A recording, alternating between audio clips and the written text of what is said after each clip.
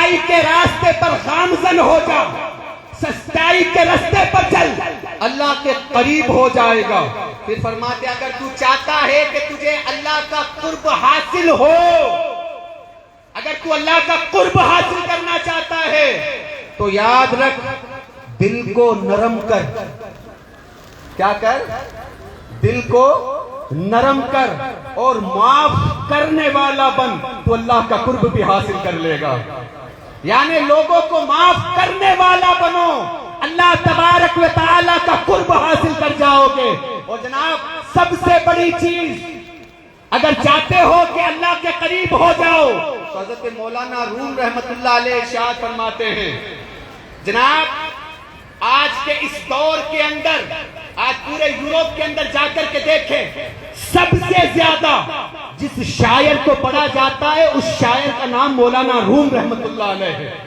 چاہے وہ امریکہ ہو، برٹین ہو، سب سے زیادہ جس کے اشعاروں پر تحقیق کی جا رہی ہے اس شاعر کا نام مولانا روم رحمت اللہ علیہ ہے۔ لیکن جناب ہم نے تو انہیں درس نظامی سے بھی نکال کر کے پھینک دیا ہے۔ بہرحال اللہ ہدایت دے۔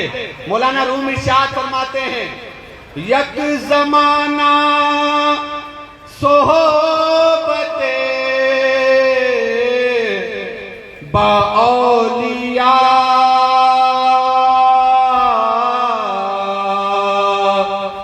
بہتر از 100 سال طاعت بیریا۔ مولانا روم ارشاد فرماتے ہیں، اے نادان، تیری 100 سالہ بے ریا عبادت سے بہتر ہے کہ تو کسی ایک ولی کامل کی صحبت میں بیٹھ کر کے ایک لمحہ گزار دے۔ تیری 100 سالہ بے ریا، یہ تو ریاکاری کی عبادتیں ہیں۔ جناب ہو رہی ہے، میں نام نہیں لیتا، کسی کی طرف اشارہ بھی نہیں مقصود ہے۔ جناب حقیقت یہی ہے۔ علامہ اقبال نے کہا تھا نا کہ تیرے سجدے تجھے کافر نہ کر دیں اے اقبال، تو جھکتا کہیں اور ہے سوچتا کہیں اور۔ جھکا تو خدا کے سامنے ہے مگر جناب ذہن کے اندر کیا خیال ہے۔ اسی طریقے سے مولانا روم آگے بڑھتے ہیں، آگے بڑھ کر کے کہتے ہیں، عشق آمد ہر دو عالم کامیاب، عقل آمد دین و دنیا شد خراب۔ کیا کہتے ہیں؟ سوچو، غور کرو، لفظوں پر خیال رکھنا۔ علامہ حضرت مولانا روم ارشاد فرماتے ہیں کہ جب انسان عشق کرتا ہے دنیا آخرت دونوں میں کامیاب ہو جاتا ہے۔ کیا ہوتا ہے دونوں میں؟ اور جب ذہن کے اندر، دل کے اندر عقل گھر کر جاتی ہے تو جناب آپ سب جانتے ہیں ڈیڑھ اشار کی کیا حالت ہوتی ہے۔ پھر اس کے بعد حضرت علامہ اقبال یہی نہیں رک، حضرت مولانا روم یہی نہیں رکتے اور آگے بڑھتے ہیں۔ آگے بڑھ کر کے کیا کہتے ہیں؟ اولیاء اللہ اللہ، اولیاء یعنی دیدے پیر دیدے کبریاء۔ مولانا روم آگے ارشاد فرماتے ہیں کہ جس نے فتویٰ لگانا ہے تو مولانا روم پر لگانا، صاف سیدھے لفظوں میں کہہ رہا ہوں، اشعار ان کے۔ مولانا روم کہتے ہیں کہ جس نے کسی ولی کامل کا دیدار کر لیا، جس نے کسی ولی کامل کا دیدار کر لیا گویا کہ اس نے خدا کا دیدار کر لیا، گویا کہ اس نے خدا کا دیدار کر لیا۔ اب یہی نہیں، اس کا ترجمہ میں نہیں کروں گا، اپنے مسجد کے امام سے لوگت اٹھا کر کے انہیں کہنا کہ حضرت اس کا ترجمہ بتائیں۔ مولانا روم آگے بڑھتے ہیں، آگے بڑھ کر کے کیا کہتے ہیں؟ جناب اس کا ترجمہ میں نہیں کروں گا، پہلے کہہ رہا ہوں، ہر چیزا تو پیر حق را یک ندی مرید نے مریدو نے مریدو نے مرید. جناب اس کا ترجمہ آپ نے ریکارڈنگ کی ہے. بہتر ہے جا کے اگر آپ پوچھیں گے تو آپ کو بھی پتا چلے گا کہ فتوا لگے کہ ہمارے پاس آ جائے.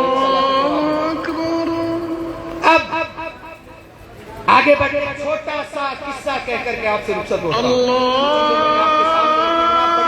الگ سی باتیں تھی, میں نے تصوف بیان کیا.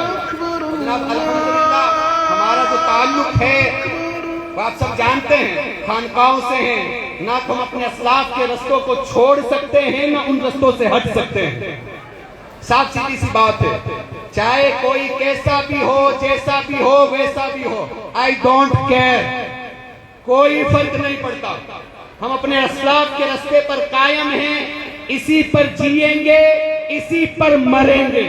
آپ کو ایک بات بتاتا چلوں, ہمارے خاندان کے اندر جب کوئی بچہ پیدا ہوتا ہے, جانتے ہیں سے آپ لوگ شاید جھوٹی دیتے ہوں گے, لیکن جناب ہمارے خاندان میں جب کوئی بچہ پیدا ہوتا ہے, حضور عطائے رسول ہند الولی خواجہ خواجگاہ فخر کرامت فخر ولایت حضور غریب نواز رضی اللہ تعالی عنہ کے قدموں کا پانی لا کر کے پہلے اس کے ہونٹوں پر ملا جاتا ہے. ہم تو اس عقیدے کے لوگ ہیں, میں جناب کوئی فرق نہیں پڑتا. ایک چھوٹا سا قصہ. اللہ کے قریب ہونا سب چاہتے ہیں, اللہ کے قریب ہونا چاہتے ہیں نا حضرین. حضرت بابا فرید, ان کے بنا تو جناب کوئی محفل پوری ہو ہی نہیں سکتی. نہ غریب نواز کے بنا کوئی محفل پوری ہوتی ہے, نہ صوفی صاحب کے بنا, نہ بابا فرید کے بنا. وہ اور لوگ ہیں جن کی محفلیں پوری ہوتی ہے, ہماری ان کے بنا کوئی کام نہیں ہوتا. ہم تو جناب پنجے تن والے ہیں, پنجے تن کے غلام ہیں. اس غلامی میں ہی جینا ہے, اس غلامی میں ہی مرنا ہے. بات بتا حضرت بابا فرید گنج شکر رحمت اللہ علیہ, آپ کا ایک مرید تھا. اب جناب مرید بھی کیسا, صادق, سچا, پکا. اب جناب وہ جب بھی بابا فرید کی بارگاہ کے اندر سال میں ایک مرتبہ حاضر ہوتا, صرف ایک مرتبہ, لیکن جناب جب بھی حاضر ہوتا حضرت بابا فرید کے لیے ایک تہبند لے کر کے حاضر ہوتا. خود کی تہبند پھٹی ہوئی تھی, لیکن پیر کے لیے نئی تہبند لے کر کے جاتا تھا. اب جناب غربت میں پنجا گاڑا, غربت سے حالات خراب ہوئے, حالات اتنے خراب ہوئے کہ ایک سال تہبند نہیں خرید سکا. اور جب تہبند نہیں خرید سکا, کیونکہ ہر سال تہبند لے کر کے جاتا تھا, تو اس بار کا اس نے جانا موقوف کر دیا. کہا اس بار نہیں جاؤں گا, جب اللہ تبارک و تعالی انتظام فرما دے گا تب میں تہبند لے کر کے جاؤں گا. اب آج دوسرا سال آیا. اب اس نے کیا کیا کہ ایک تہبند لے کر کے نہیں گیا تھا, اللہ نے تھوڑا سا مال دیا تو 2 تہبند خرید لی. ادھر حضرت بابا فرید انتظار میں تھے کہ اس سال نہیں آیا تو شاید اس سال آئے گا. 2 تہبندیں خریدی. تہبند لے کر کے بابا فرید کے در پر پہنچے. بابا فرید کھڑے ہوئے, کھڑے ہو کر کے ارشاد فرمایا, کیا بات ہے, پچھلے سال تم آئے نہیں, اس بار آئے ہو. وہ مرید کہتا ہے کہ حضور ہر سال تہبند لے کر کے آتا تھا, پچھلے سال انتظام نہیں ہو, اس سال 2 لے کر کے آیا ہوں. بابا فرید جو دوسرے مرید تھے ان سے فرماتے, جاؤ جا کر کے آگ لے کر کے آؤ. توجہ رکھنا, خیال رکھنا, دھیان رکھنا. کیا فرماتے, جاؤ جا کر کے آگ لے کر کے آؤ. بابا فرید کا مرید آگ لے کر کے آیا. بابا فرید نے اپنے ہاتھوں سے اس تہبند پر آگ لگا دی. بڑی مشکل سے لایا تھا, آگ لگائی. مرید کے پڑا, بابا کیا کوئی خطا ہو گئی, کیا کوئی مجھ سے خطا ہو گئی. بابا فرید ارشاد فرماتے, بیٹا خطا کچھ نہیں ہوئی, میں نے اس چیز کو آگ لگا دی ہے جس نے مجھے اپنے یار سے روکے رکھا. یہ تہبند ایسی تھی جو اس نے مجھے اپنے پیر سے اپنے مرید سے ملنے نہیں دیا، اس وجہ سے میں نے اس تہبند کو آگ لگا دی۔ وہ کسی شاعر نے بڑا خوب لکھا ہے کہ بڑے بد نصیب تھے ہم کہ قرار تک نہ پہنچے، بڑے بد نصیب تھے ہم کہ قرار تک نہ پہنچے، در یار تک تو پہنچے دل یار تک نہ پہنچے، در یار تک تو پہنچے دل یار تک نہ پہنچے۔ حاضرین اصل جو چیز ہے وہ آپ سب جانتے ہیں۔ صوفی صاحب کا دامن پکڑ لیں، یہ کس سے وابستہ ہے؟ بس چھوٹی سی بات کہہ کر کے رخصت ہوتا ہوں۔ یہ کس سے وابستہ ہے؟ حضور غریب نواز سے، ان کے خلیفہ۔ جناب بہت بڑی بات ہے، ہندوستان کی سرزمین میں جو توحید کا رستہ گزرتا ہے وہ غریب نواز کی چوکھٹ سے ہو کر کے گزرتا ہے۔ یاد رکھنا اس چیز کو، اگر اللہ سے ملنا چاہتے ہو ان اولیاء سے وابستہ ہو جاؤ۔ اور جناب غریب نواز کے در سے توحید کا رستہ گزرتا ہے۔ ان کا ہاتھ کس کے ہاتھ میں؟ غریب نواز کا ہاتھ کس کے ہاتھ میں؟ حضرت عثمان ہاتھ میں۔ آگے بڑھتے جاؤ حضرت حسن بصری تک، ان کا ہاتھ کس کے ہاتھ میں؟ مولا کائنات کے ہاتھ میں۔ مولا کائنات کا ہاتھ کس کے ہاتھ میں؟ رسول پاک کے ہاتھ میں۔ اور جناب رسول پاک کی رسائی کہاں تک؟ سدرہ سے آگے تک، جہاں کوئی نہ پہنچے وہاں میرے مصطفیٰ پہنچے۔ تو جناب ان اولیاء کاملین سے وابستہ ہو جاؤ، یاد رکھ لو ان کے پیچھے آؤ گے تو کامیابی ملے گی، ان کے پیچھے چلو گے تو کامیابی ملے گی، ورنہ وہ میں نے شعر پڑھا تھا پھر پڑھ دیتا ہوں۔ بابا بلے شاہ نے کہا تھا نا، چاہے کتنے بھی سجدے کر لینا، رب رب کرتے بڈھے ہو گئے ملا پنڈت سارے، رب کی کھوج کرانہ نبا سجدے کر کر ہارے، رب تو تیرے اندر وسدا وچ قرآن اشارے، رب تو انہوں ملسی جیڑا اپنے نفس نو مارے۔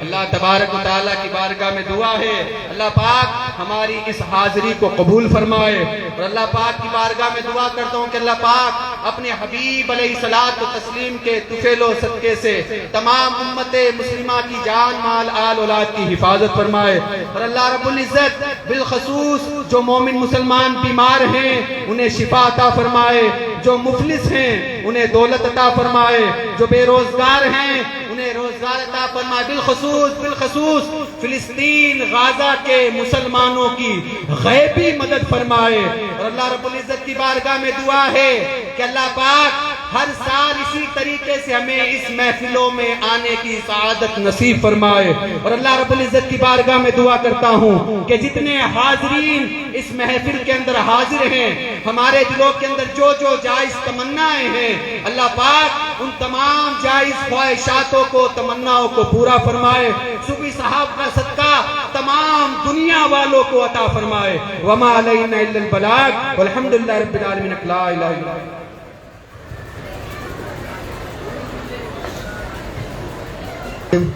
لا يستوي أصحاب النار وأصحاب الجنة أصحاب هم الفائزون لو أنزلنا هذا القرآن على جبل لرأيته خاشعا متصدعا من خشية الله وتلك الأمثال نضربها للناس